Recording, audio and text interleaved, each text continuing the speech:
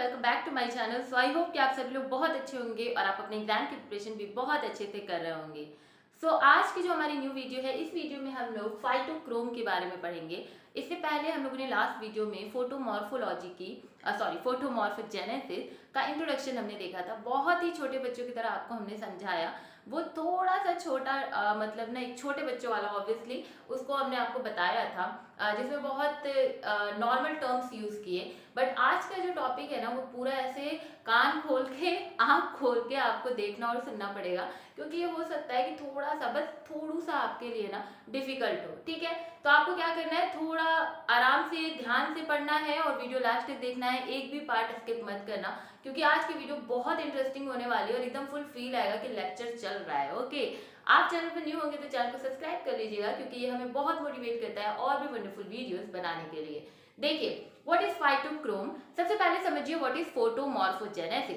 जो बच्चे न्यू हैं उनके लिए बता दें कि फोटोमॉर्फोजेनेसिस को अगर हम तोड़ते हैं तो देयर आर 3 टर्म्स। ठीक है, जिसमें आप देखते हो फोटो एक टर्म है। ठीक है, क्या है जो हमारा, let me change the colour. Okay, let me take blue colour.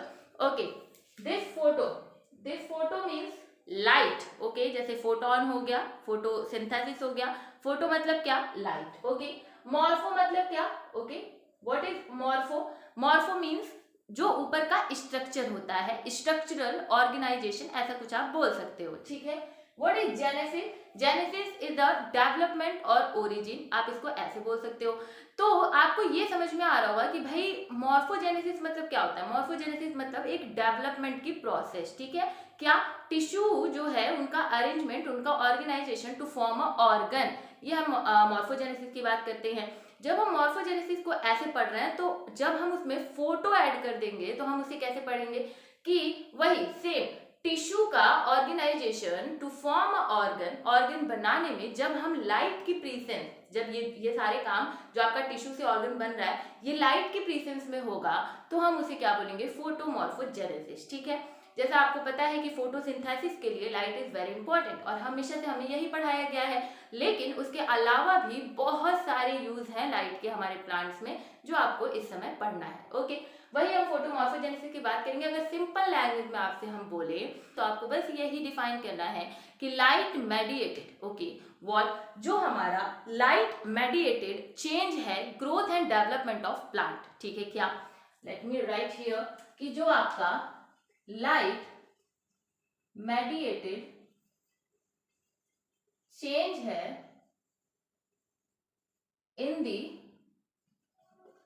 in the growth plus development of plant. Okay, am I clear कि आपका टिश्यू से जब ऑर्गन बन रहा है तो देयर आर सम चेंजेस ना, कुछ तो चेंज हो रहा है, ऑब्वियसली चेंज हो रहा है, और जब वो लाइट के प्रेजेंस में हो रहा है तो हम उसे फोटोमॉर्फोजेनेसिस कहेंगे। ठीक है, ये बात हो गई।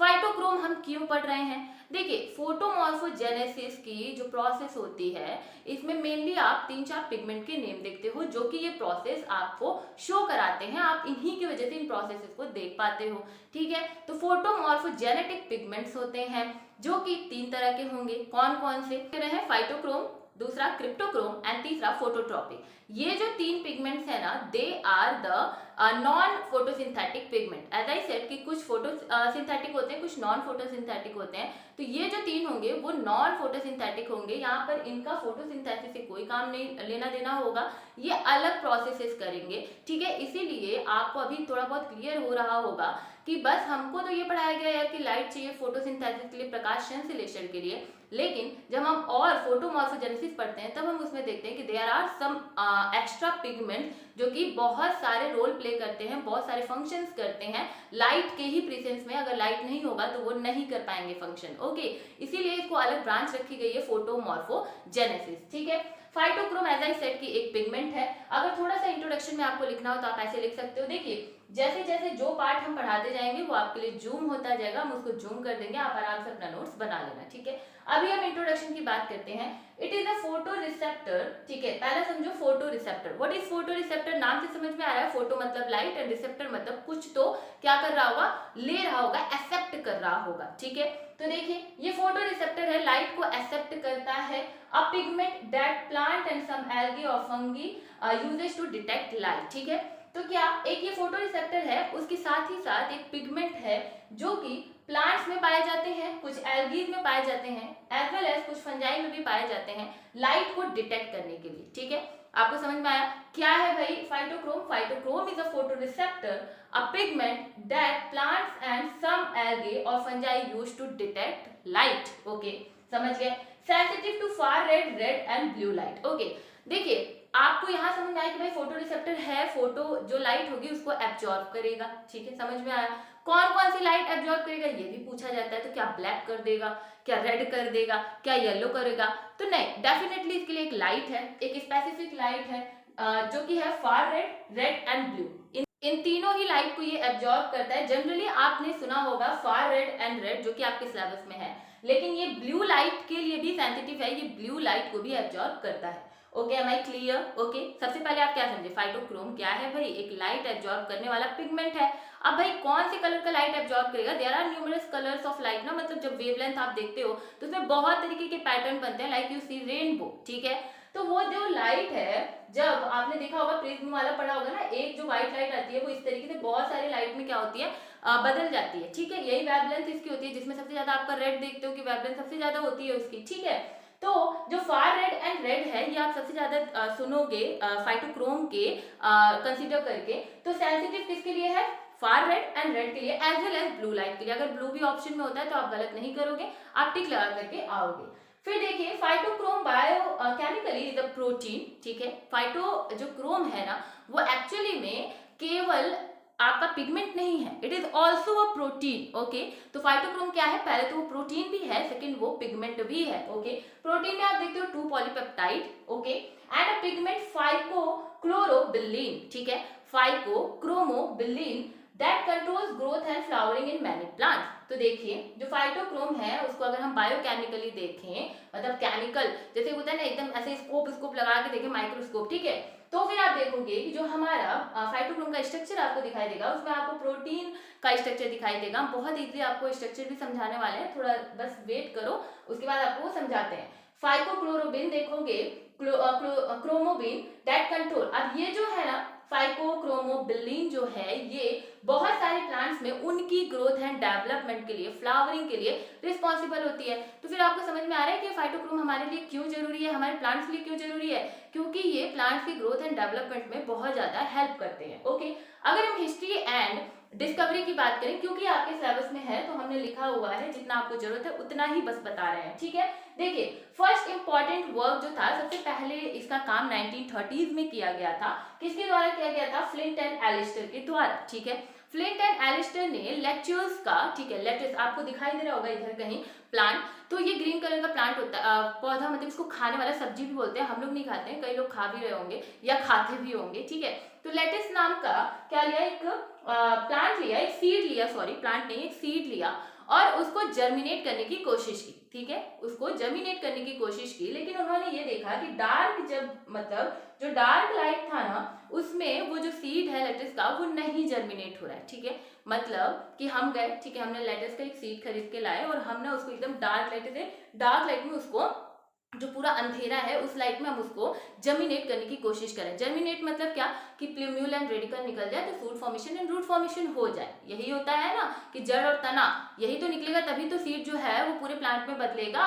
तो हम उसको जर्मिनेट करने के लिए, सॉरी हम नहीं, ये जो फ्लिंट एंड एलिस्टर थे उन्होंने उसको जर्मिनेट करने के लिए डार्क लाइट में रख दिया, तो कुछ भी रिस्पॉन्स नहीं मिला, वो जर्मिनेट नहीं हो रहा था। बट सरप्राइजिंगली उन्होंने ये देखा कि जैसे ही उन्होंने वेवलेंथ 525 से लेकर के 700 नैनोमीटर के वेवलेंथ में ला करके रखा रेड रीजन में, तो वो जो सीड था वो ग्रो करने लगा। ठीक है, क्या करने लगा? वो अचानक से जर्मिनेट करने लगा। तो ऑब्वियसली जब आप कुछ नहीं जानते हो किसी चीज के बारे में और उसके आप सरप्राइजिंगली कोई चीज होते हुए देख रहे हो, तो आप भी सोच में पड़ जाओगे ना कि ऐसा कैसे हो रहा है। पहले तो इसका कुछ नहीं पता था ना, डार्क लाइट या फिर जो आपका ये वेवलेंथ हुआ या फिर फोटोमॉर्फोजेनेसिस, ये पहले तो नहीं पता थी। तो फर्स्ट टाइम 1950s में फ्लिंट एंड एलिस्टर ने बस लेटिस का पौधा, सॉरी सीड उठाया और उसको ला करके जर्मिनेट करने की कोशिश की, वो भी डार्क लाइट में, ठीक है, किसमें, डार्क लाइट में। लेकिन उन्होंने ये देखा कि यहाँ तो कोई काम नहीं हो रहा है, भाई छोड़ो, इसको जर्मिनेट नहीं करेगा।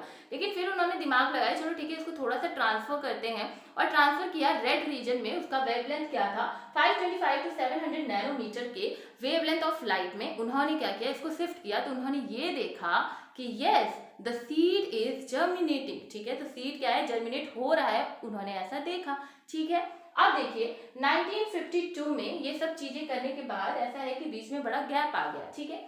1952 आफ्टर 1935, 1952 में जो US Department of Agriculture Plant Industry Station in Beltsville Maryland, ये पूरा एड्रेस है, चले जाना अगर जाने का मन करेगा तो ये जो है ना, यहाँ से 2 साइंटिस्ट उठे, ठीक है। कौन कौन से साइंटिस्ट, हैरी बॉर्थविक एंड स्टर्लिंग हेनड्रिक, ठीक है। हेनड्रिक एंड बॉर्थविक जो थे, यही इस जो यूएस डिपार्टमेंट ऑफ एग्रीकल्चर था, यहाँ से इन्होंने ही क्या किया, कंफर्म किया कि यस जो फ्लिंट एंड एलिस्टर है उनका कहना सही है। और कैसे कंफर्म किया, यूजिंग अ लार्ज स्पेक्ट्रोग्राफ, ठीक है। उन्होंने स्पेक्ट्रोग्राफ का यूज करके ये कंफर्म किया कि बात तो सही है भाई, जो फ्लिंट एंड एलिस्टर 1935 में बोल रहे थे वो एक्चुअली में सही है, और हाँ ऐसा कुछ हो रहा है। तो फाइनली जो हमारे ये 2 साइंटिस्ट थे, हेनड्रिक एंड हैरी बॉर्थविक, इन्होंने ही फाइटोक्रोम का डिस्कवरी किया, इसीलिए हम इन्हें डिस्कवरर बोलते हैं। Discoverer of phytochrome is Hendricks and Borthwick. Okay, now term given by, ठीक है, इन लोगों ने बस हाँ बोल दिया कि yes the thing that was said by Flint and Alistair was right, लेकिन उन्होंने ऐसा कोई फाइटोक्रोम का नाम नहीं दिया, डिस्कवरी कर दी, ठीक है। लेकिन जो टर्म है फाइटोक्रोम वो आपके वॉरेन बटलर ने दिया। किसने दिया, वॉरेन बटलर ने। उसके बाद केमिकल प्यूरिफिकेशन ऑफ फाइटोक्रोम अगर पूछे कि ये किसने किया है, तो ये हमारे पीटर एंड क्लर्क, ठीक है, Peter and Clark, they both are different. ये जो नेम्स हैं, these are very important names related to phytochrome, तो you must have to remember it. Okay, तो केमिकल प्यूरिफिकेशन ऑफ फाइटोक्रोम किसने बताया, पीटर एंड क्लर्क ने। तो ठीक है, थोड़ा सा समरी और देते हैं। डिस्कवरी किसने किया, हेनड्रिक एंड बॉर्थविक ने। टर्म किसने दिया, वॉरेन बटलर ने। केमिकल प्यूरिफिकेशन किसने किया, पीटर एंड क्लर्क ने। ठीक है, we are done with the history and discovery, ठीक है, सब कुछ बता दिया। अगर हम बात करें कैरेक्टरिस्टिक की, okay, what is the main characteristic of phytochrome, अगर आपको लिखना हो, शॉर्ट नोट्स ही आ जाए तो बस आप ये भी लिख सकते हो और ये ऊपर वाला थोड़ा सा लिख देना, बस डन। ठीक है, देखिए कैरेक्टरिस्टिक की बात करें, अगर अकरेंस की बात करें तो कहाँ ये पाया जाता है, तो देखिए ये प्लांट में पाया जाएगा। सबसे पहले तो आपको ये समझ में आना चाहिए कि हाँ भाई प्लांट में पाया जा रहा है। ठीक है, सेकेंड कि प्लांट के डिफरेंट पार्ट्स होते हैं, there are different parts, okay, like this is our flower, this is भाई आपका stem, this is leaf and this is root of the plant. ठीक है, तो देखो फाइटोक्रोम जो है वो आपको नाम से समझ आ रहा होगा कि ये प्लांट में तो पाया जा रहा है, लेकिन आपको जरूर ये लग रहा होगा कि ये रूट में नहीं पाया जाएगा, बट इंक्लूडिंग द रूट, ठीक है, इंक्लूडिंग द रूट जो है ये पूरे प्लांट में फाइटोक्रोम पाया जाता है। ठीक है, क्या ये पूरे प्लांट में फाइटोक्रोम पाया जाता है including the root. Okay, photosensitive proteinaceous pigment, अभी आपसे बताया कि ये जो है पिगमेंट के साथ साथ एक प्रोटीन भी है जो कि हमारे जो प्लांट है उनकी फ्लावरिंग की ग्रोथ एंड डेवलपमेंट के लिए बहुत ज्यादा जरूरी है। ओके, अगर हम इनके स्ट्रक्चर की बात करें तो अभी जैसे हम बता रहे हैं ना आपको कि प्रोटीन है और ये एक पिगमेंट है, तो भाई अगर हम उसको स्ट्रक्चरली देखेंगे तभी तो हमें पता चलेगा। तो अभी बस ये समझो, अभी हम इसके बाद ऐसा तुम्हें स्ट्रक्चर बना करके दिखाएंगे ना, तुम जिंदगी में कभी नहीं भूलोगे। ठीक है, देखो स्ट्रक्चर में दो एलिमेंट्स इसमें देखे जाते हैं, प्रोटीन पार्ट, ठीक है, जिसको हम एपोप्रोटीन बोलते हैं, और प्रोस्थेटिक ग्रुप जिसको हम क्रोमोफोर बोलते हैं। ठीक है, आपने पढ़ा होगा होलो प्रोटीन करके, क्या पढ़ा होगा आपने नाम, आपने होलो प्रोटीन नाम सुना होगा। और होलो प्रोटीन जो है ये दो चीजों से बना होता है, एपोप्रोटीन एंड प्रोस्थेटिक ग्रुप। ठीक है, तो जो हमारा एपोप्रोटीन है ना ये एक्चुअली प्रोटीनेशियस पार्ट होता है हमारे होलो प्रोटीन का। ठीक है, और वहीं अगर प्रोस्थेटिक ग्रुप जो है, जो कि यहाँ पर इसमें जो हमारा फाइटोक्रोम है यहाँ पर प्रोस्थेटिक ग्रुप क्या है, क्रोमोफोर। ठीक है, तो ये दोनों जो है ना नेसेसरी है, ऐसा नहीं है कि इनमें से कोई एक रहेगा तो काम चल जाएगा, नहीं, फाइटोक्रोम में ये दोनों का होना जरूरी है, दोनों रहेंगे तभी ये एज अ होलो प्रोटीन काम करेंगे और फ्लावरिंग की ग्रोथ एंड डेवलपमेंट, जो भी प्लांट की ग्रोथ एंड डेवलपमेंट है वो अच्छे से होगी। ठीक है, सिंथेसिस की बात करें तो देखिए प्लास्टिड जो है, जो हमारा सेल ऑर्गेनेल प्लास्टिड है जो कि केवल प्लांट्स में पाए जाते हैं, वो बनाते हैं क्रोमोफोर, ये वाला पार्ट, ठीक है, जो कि प्रोस्थेटिक ग्रुप है। वहीं अगर हम बात करें एपोप्रोटीन की, तो जो न्यूक्लियर जीनोम होते हैं, क्योंकि देखिए ये प्रोटीन है ना, तो ऑब्वियसली ये एमआरएनए से ही बनेंगे, आपने पढ़ा ही होगा, तो एमआरएनए से बनेंगे, लाइक आपने सेंट्रल डोग्मा पढ़ा है ना, डीएनए से आरएनए, आरएनए से प्रोटीन, तो आरएनए में जो मैसेंजर आरएनए होता है, एमआरएनए होता है, एक्चुअली वो ज्यादातर काम करता है, ठीक है, वैसे टीआरएनए भी करता है, but let's not discuss about that, ठीक है। तो एपोप्रोटीन जो है ये हमारे एक्चुअली, जब अभी हम आपको बताएंगे, तो एमआरएनए से ही बनता है, ठीक है। तो ये है न्यूक्लियर जीनोम जो कि एपोप्रोटीन बनाता है, आपका ये वाला पार्ट, समझ गए। फंक्शन की बात करें तो देखिए बहुत सारे फंक्शन करता है, जैसे फोटो रिस्पॉन्सिव, ठीक है, तुरंत लाइट को रिस्पॉन्स करना, और उसके बाद फोटो पेरियोडिज्म, जिसमें आपको हम पढ़ाएंगे बाद में एक अलग से टॉपिक के, long day plant, short day plant, ये सारे, ठीक है। Phototropism, leaf senescence and abscission, ठीक है, ये सब कुछ आपको हम बाद में एक एक करके पढ़ा देंगे, डोंट वरी अबाउट दैट। तो ये सारे फंक्शंस जो हैं ये हमारे फाइटोक्रोम का करना है। Okay, now the most important part, अभी तो ये सब कुछ इनके बारे में चल रहा था जो कि थ्योरेटिकली आपके एग्जामिनेशन के लिए जरूरी था। अब मेंटली समझने के लिए जो चीज तुम्हें हम यहाँ पढ़ा रहे हैं वो एकदम आराम से सुनना, ये थ्योरी है, ठीक है, दिस इज थ्योरी, जो कि आपको टेलीग्राम पे हम भेज देंगे। एक्चुअली हम खाली नहीं रहते हैं, हम इतने बिजी रह रहे हैं ना आजकल कि हमको टेलीग्राम पे भी भेजने का टाइम नहीं मिल रहा है, बट या I will send it, okay, एक बार बस याद दिला दिया करो, ये जो है ये हम आपको जरूर भेज देंगे, आप बस अब ये समझो, ठीक है। आपने जूम में हो सकता है स्क्रीनशॉट भी किया हो, जिन्होंने किया है well done, you are doing great work, ठीक है। अब देखो ये समझो, तभी से हम बोल रहे हैं कि जो फाइटोक्रोम है वो लाइट एब्जॉर्ब कर रहा है, ये भी डिस्कस हो गया। सेकेंड ये भी डिस्कस हुआ कि रेड लाइट, फार रेड लाइट सबसे ज्यादा इसके लिए सेंसिटिव है, ठीक है। तो हम फाइटोक्रोम को अपने टर्म में बोलेंगे लाइट एक्टिवेटेड स्विच, पता नहीं आपने कहीं सुना होगा या नहीं, हो सकता है ये टर्म जो है वो आपके लिए न्यू हो, बट बढ़िया है, ठीक है, बहुत बढ़िया है। पूछो कैसे, देखो लाइट एक्टिवेटेड स्विच, ठीक है, क्या, लाइट एक्टिवेटेड स्विच। जहां भी तुम्हारे दिमाग में फाइटोक्रोम या तुम्हारे पेपर में फाइटोक्रोम पूछा है, तुम डायरेक्ट अपने दिमाग में बस एक लाइन याद करके जाओ, लाइट एक्टिवेटेड स्विच, ठीक है, क्या, लाइट एक्टिवेटेड स्विच। लाइक तुम्हारे घर में स्विच होता है ना, तुम्हारे घर में स्विच है ना फैन या लाइट ऑन या ऑफ करने के लिए, तो वैसे ही सेम जो हमारा फाइटोक्रोम है वो भी ऑन या ऑफ होता है। ऑन मतलब क्या, कि वो अपना फंक्शन करेगा, ऑफ मतलब क्या, कि वो अपना फंक्शन नहीं करेगा। तो देखो जब तुम्हें स्विच जो तुम्हारे घर में दिया हुआ है, जब तुम अपने हाथ का उपयोग करके उसे ऑन करते हो या तो ऑफ करते हो, तो एक सिस्टम बना हुआ है ना कि भाई तुम नीचे करोगे तो वो फिर तुम्हारा ऑन होगा या ऊपर करोगे तो ऑफ होगा, ये सिस्टम बना हुआ है, ठीक है। तो हमारे फाइटोक्रोम जो है इनमें ऐसा नहीं है कि तुम्हें जाके स्विच ऑन एंड ऑफ करना पड़ेगा, देयर इज समथिंग स्पेशल। देखो ऑन कब होगा हमारा स्विच, ठीक है, मतलब कि फाइटोक्रोम अपना फंक्शन करना कब शुरू करेगा। फंक्शन में आपको समझ में आ रहा है ना, यही सारे फंक्शन जो यहाँ पे हम फंक्शन आपको बताए हैं, हम इन्हीं फंक्शंस की बात कर रहे हैं, ठीक है। तो वो कब करना शुरू करेगा, जब वो रेड लाइट एब्जॉर्ब करेगा। एम आई क्लियर, कि जब वो रेड लाइट एब्जॉर्ब करेगा तब हमारा जो फाइटोक्रोम है वो उसका स्विच ऑन हो जाएगा। मतलब कि रेड लाइट जैसे ही हमारे फाइटोक्रोम पे पड़ा तो हमारा जो फाइटोक्रोम है वो क्या हो जाएगा, ऑन हो जाएगा, वो अपना फंक्शन जो है करने लगेगा, मतलब एक्टिव हो जाएगा, ठीक है। वहीं अगर हम बात करें कि भाई अब ऐसा बताओ तुम ही को बस हम बोल दें कि दिन भर काम करो, ठीक है, दिन भर काम करो, या फिर लाइट का तुमने स्विच ऑन करके छोड़ दिया, लाइट जल रही है, पंखा चल रहा है, और 4 घंटे बाद तुम्हारी मम्मी देख ली ना कि तुम रूम में नहीं हो और ये सब पंखा लाइट चल रहा है, तो फिर तुम्हारी कुटाई होगी, ठीक है।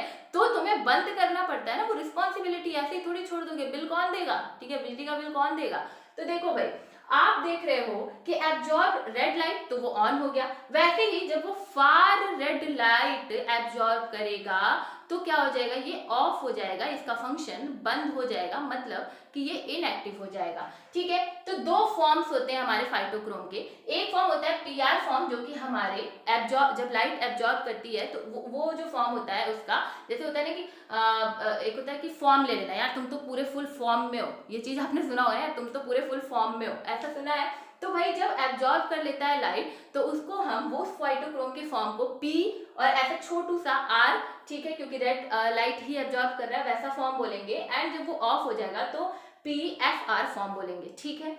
आज की वीडियो लेंथी होगी बट मैं बोल दे रही हूँ कि यहाँ से CSIR नेट का भी क्वेश्चन पूछा जाता है और मैं अपना 100% दूंगी कि आपको चीजें समझ में आ जाए, ठीक है। तो भले लंबी होगी लेकिन प्लीज देखना वीडियो और समझ के जाना, ठीक है। तो PR फॉर्म जो है आपका, जो कि रेड लाइट एब्जॉर्ब कर रहा है, ये 600 to 650 नैनोमीटर जो कि वेवलेंथ होती है लाइट की, उसको एब्जॉर्ब करता है। तो हमारा जो फाइटोक्रोम है वो अपना काम धड़ाधड़ करने स्टार्ट कर देता है। वहीं अगर हम बात करें हमारे फार रेड की, तो ये 700 से 750 वेवलेंथ की लाइट एब्जॉर्ब करता है। तो फिर ये क्या हो जाता है, अपना काम फाइटोक्रोम जो है वो बंद कर देता है। कैन आई से दिस, समरी में अगर हम बात करें तो can I right it like this कि PFR, ठीक है। एंड जब ये, एक मिनट देखिए, अभी ये जो PR है, या इसको हम PFR लिख लें, पहले PFR लिख लो, ठीक है, और ये PR हो गया, ठीक है। तो हमने बताया कि PFR जो है वो इनएक्टिव फॉर्म है, ठीक है, मतलब कि इस टाइम पे ऑफ है हमारा फाइटोक्रोम, और ये जो है ये एक्टिव फॉर्म है जो कि आपका ऑन है फाइटोक्रोम। इसमें तो कुछ गलत नहीं बोल रहे हैं ना। फिर देखिए, तो यहाँ पर एक्टिव एंड इनएक्टिव में आप समझो कि यहाँ जब रेड लाइट आएगी, ठीक है, यहाँ जब रेड लाइट आएगी with the wavelength of 600 to 650 nanometre, तो ये क्या हो जाएगा, एक्टिव हो जाएगा। क्लियर? जो हमारा PFR है वो एक्टिव हो जाएगा PR में जब रेड लाइट उसके पे पड़ेगी। तो अब ये धनाधन अपना पूरा काम करना शुरू। लेकिन ये जो PR है ये फिर से इनएक्टिव हो जाएगा जब इसके ऊपर क्या पड़ेगा, हमारा far red light with a wavelength of 700 to 750 nanometre. Okay, इसको हम बोलते हैं डार्क रिवर्सिबल, ठीक है, डार्क रिवर्सिबल। ओके, और देखिए दो स्टेजेस होते हैं इसमें, ठीक है, एक तो first one is this and second one is this, तो 2 स्टेज होता है इसमें। तो ये चीज भी आप याद रखना। ये चीज आपको समझ में आ रही है? आ रही है समझ में? मान लीजिए यहीं पर अगर हम एक प्लांट बना दें, ठीक है, क्या बना रहे हैं, ठीक है, ये हमारा प्लांट हो गया। तो इस पे ऐसा कुछ फाइटोक्रोम अगर हम इसका दिखाएं तो आपको कुछ ऐसा देखने को फाइटोक्रोम का दिखेगा। फिर जैसे ही ऑन हो जाएगा वो अपना ये सारे जितने भी photoperiodism, phototropism, leaf sensations, abscission और डिफरेंट टाइप के जितने भी फंक्शंस हैं वो फोटो हमारा फाइटोक्रोम जो है वो करने लगेगा। Am I clear with this? Am I literally clear with this? ठीक है, समझ में आया है आपको ये चीज? अब हम इसका मेन थिंग है जो कि स्ट्रक्चर है, जो कि बहुत बच्चों को बहुत हार्ड लगता है, और हम बता दे रहे हैं अगर आप इसको जो स्ट्रक्चर हम अभी बनाने जा रहे हैं ना, अगर आपने इसको अपने कॉपी में बना करके आप आ गए तो एग्जामिनर इतना इंप्रेस हो जाएगा कि हो सकता है कि आप कॉपी देखो चाहे नहीं वो गुड लिख के दे दे, ठीक है। तो जो आपका स्ट्रक्चर है वो अभी हम आपको फुल बना करके बताएंगे, समझाएंगे।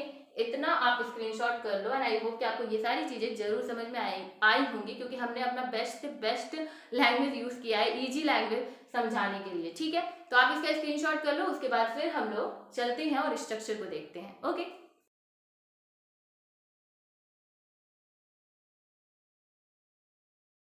सो आई नो कि वीडियो थोड़ी सी लंबी जा रही है, बट थोड़ा सा और सब्र करो और समझ के जाओ, ठीक है, क्योंकि ये स्ट्रक्चर बहुत ज्यादा इजी है।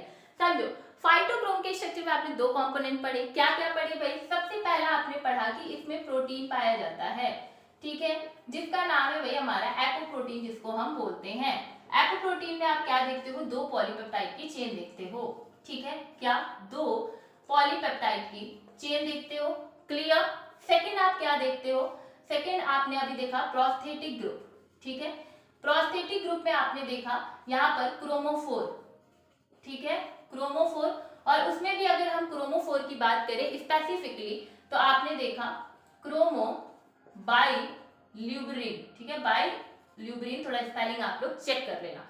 ये जो है हमारा ये आपने क्लियर हो गया। और इन दोनों, ठीक है, क्योंकि हमने अभी आपको बताया कि एक से बस काम नहीं चल सकता है, तो ये जो दोनों है इन दोनों को मिलकर के आना पड़ेगा और पूरा का पूरा हल्ला बोल के क्या करना पड़ेगा, काम करना पड़ेगा। तो इसीलिए इसका नाम पड़ गया होलो प्रोटीन। इन दोनों को मिला करके होलो प्रोटीन बोलते हैं, क्योंकि एक से काम नहीं होगा, दोनों हल्ला बोलेंगे और मस्त अपना काम करेंगे, ठीक है। काम क्या करेंगे, अभी बार बार आपसे बोल रहे हैं, फंक्शन ही उनका जो हमने आपको पढ़ाया वही वो फंक्शन करेंगे। अगर हम इनके स्ट्रक्चर की बात करें तो सबसे पहले अगर हम प्रोटीन बनाए, ठीक है, तो इसमें लीनियर प्रोटीन आप देखते हो, दिस इज आवर प्रोटीन, ठीक है। एंड यू नो कि प्रोटीन में एक सी टर्मिनल होता है, ठीक है, this is our C terminal. I hope कि आपको दिख रहा हो, नहीं तो हम साइड होते चलेंगे, ठीक है। This is C terminal and this is N terminal, what, this is N terminal, ठीक है, ये क्लियर हुआ। अब देखिए आपको इसको बनाने के लिए जैसा जैसा बोल रहे हैं दिमाग में रखे रहना, 3 कॉलम बनाओ, ठीक है, the first one, the second one, the third one, ठीक है। थोड़ा सा जगह छोड़ो और फिर बनाओ 3, the first one, the second one and the third one, ठीक है। आपको कुछ ऐसा स्ट्रक्चर बनाना है, ओके। अभी देखिए ये जो हमारा एपोप्रोटीन है ना, जिसके बारे में हमने आपको ऊपर पढ़ाया है, इसके 2 पार्ट होते हैं, ठीक है। एक होगा रेगुलेटरी, आई होप कि दिख रहा है, नहीं दिख रहा है तो इट्स ओके, हम ना इसको थोड़ा सा नीचे लिखने की कोशिश करते हैं। ये जो एपोप्रोटीन है इसमें आपको 2 चीजें देखने को मिलेगी, 2 डोमेन देखने को मिलेगा, रेगुलेटरी, ठीक है, रेगुलेटरी डोमेन, और एक होगा सेंसरी डोमेन। क्या होगा, सेंसरी डोमेन, ओके। तो दीज 2 डोमेन अभी हम आपको समझाते हैं, थोड़ा भी घबराइए मत। देखिए ये 2 डोमेन होगा और ये हम एपोप्रोटीन ही बना रहे हैं। एक ये जितने भी हमने कॉलम बनाए हैं, these are what, these are domain. क्या है भाई, ये डोमेन है। व्हाट इज डोमेन, भाई कोई बता सकता है व्हाट इज डोमेन? डोमेन जो होते हैं, these are the tertiary structure of protein, ठीक है। जो भी हमारा टर्सरी स्ट्रक्चर होगा प्रोटीन का, उसे हम डोमेन बोलेंगे। अगर हम इसी को ना एकदम असल में प्रोटीन बनाए, ठीक है, स्ट्रक्चर बनाए, तो कुछ ऐसा आपको दिखाई देगा। दिस इज मान लो नॉर्मल प्रोटीन, ठीक है, लीनियर, एंड फिर ऐसा डोमेन बीच में आएगा, फिर this is linear domain, linear domain. ये डोमेन जो है ये हमारा टर्सरी स्ट्रक्चर ऑफ प्रोटीन कहलाता है, ठीक है। अब देखिए ये जो डोमेन है इन सभी के नाम है, ठीक है, क्या है, इन सभी के नाम है। सबसे पहला है HKRD, ठीक है, नहीं दिख रहा है, आई नो नहीं दिख रहा है, देखिए HKRD, this is our first domain. The second one is PRD, the third one is again PRD. बहुत इजी है, HKRD, PRD and PRD. The third one is, यहाँ पर जो हमारा सेकेंड कॉलम हमने बनाया है वो है सबसे पहले पास, ठीक है, PAS, GAF, ठीक है, पास, GAF, एंड जो हमारा लास्ट है वो PHY, ठीक है, फिजिक्स वाला नहीं, PHY, ठीक है। तो पास गाफ फी, ठीक है, ऐसा कुछ याद कर लो, पास गाफ फी, ठीक है। और यहाँ पे तो आपको पता ही है HKRD, PRD, HKRD, PRD, पास गाफ फी, ठीक है, ऐसे आप याद कर लो। इन दोनों ही डोमेन, ठीक है, हमने आपको पढ़ाया 2 है ना, तो ये जो हमारा है इतने से इतना, this is our regulatory domain.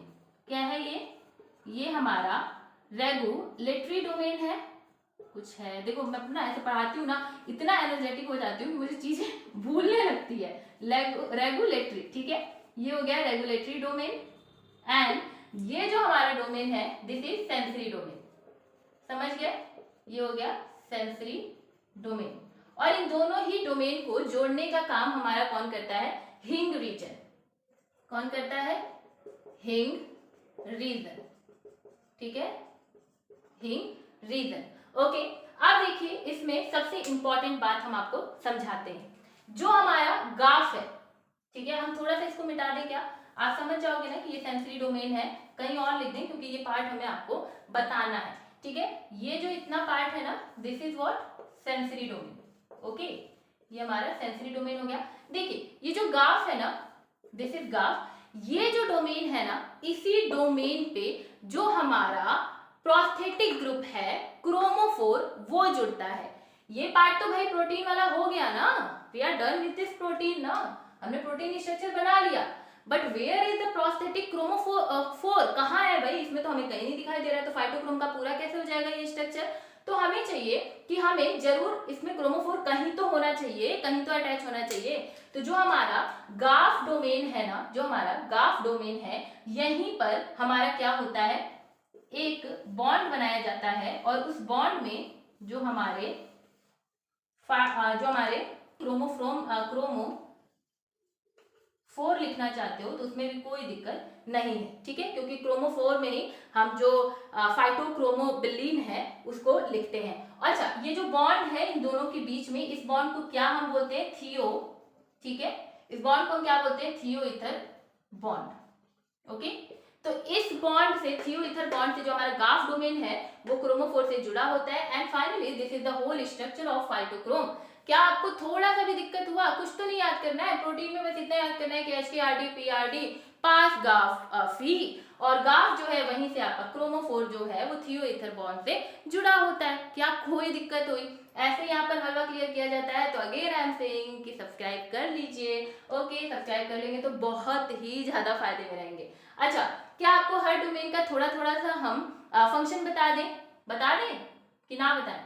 उतना वैसे जरूरी नहीं है, बट या थोड़ा सा डिस्कस कर लेते हैं। देखिए, जो हमारा PHY है, ठीक है सिंथेसिस में, ठीक है, जो हमारा PHY है ये सिंथेसिस ऑफ फाइटोक्रोम में पार्टिसिपेट करता है। ठीक है, फाइटोक्रोम के सिंथेसिस में ये क्या करता है? ये पार्टिसिपेट करता है। और हमने आपको बताया था कि जो हमारा प्रोटीन वाला पार्ट है,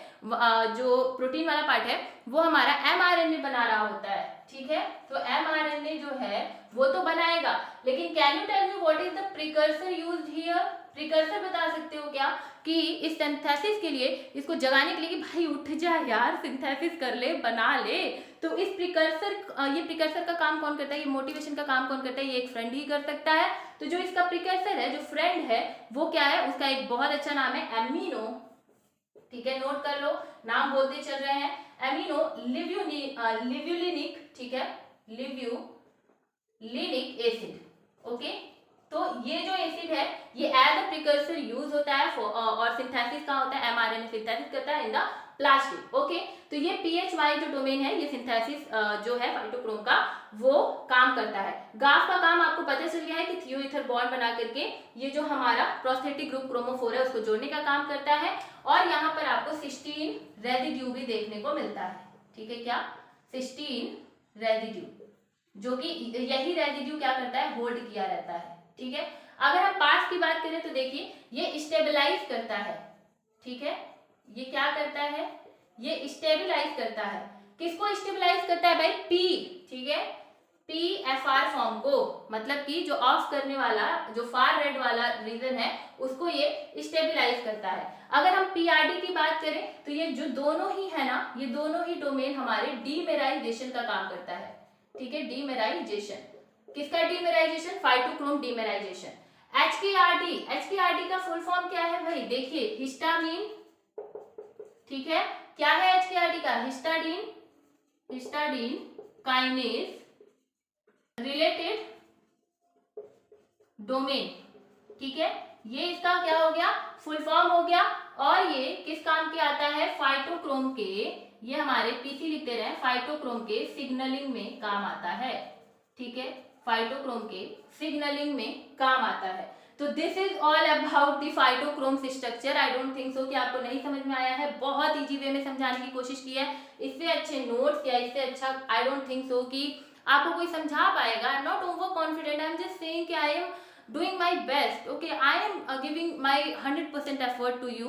तो ये जो चीजें हैं आई होप कि समझ में आई होगी। और प्लीज अगर समझ में आई है तो सब्सक्राइब कर दीजिए, कमेंट करके जरूर बताइएगा वीडियो कैसी लगी है। और if you want to take a screenshot please take it. ठीक है, ओके, कर लिया आप लोगों ने स्क्रीनशॉट। पहले वीडियो बहुत लंबी बन रही है, तो आज कुछ नहीं बोलेंगे, बस हंसते रहिए, मुस्कुराते रहिए, चैनल को सब्सक्राइब करते रहिए। Bye bye, take care, be happy, bye bye, मिलते हैं नेक्स्ट वीडियो में, बाय बाय।